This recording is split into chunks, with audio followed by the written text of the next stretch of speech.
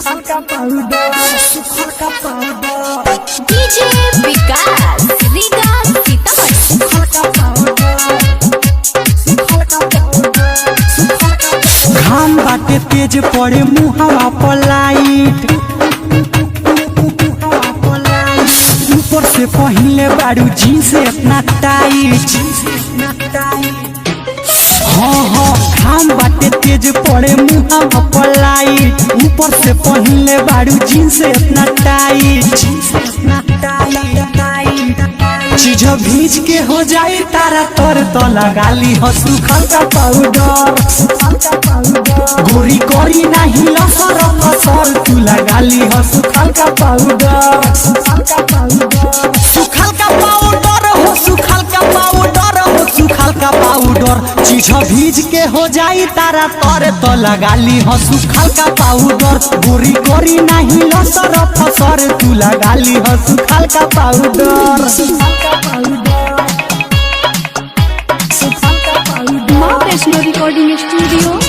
DJ विकास रीगा सीतामढ़ी।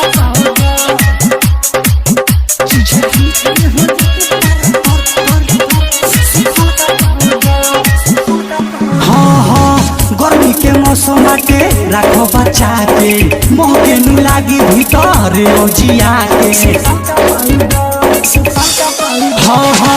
गर्मी के मौसम बाटे राखो बचा के मोह के नु लागी भीतर ओजिया के तू गुजर बाड़ू हो बाबू जर तो लगाली हो सुखाल का पाउडर कोरी कोरी नहीं लसर फसर तू लगाली हो सुखाल का पाउडर डीजे विकास रीगा सीतामढ़ी। माँ वैष्णो रिकॉर्डिंग स्टूडियो दिल्ली। आए हाय इंजन फेंकत हुई तोहर नुढ़ा हो निर्मल जोगेश के तू मानो सलाह हो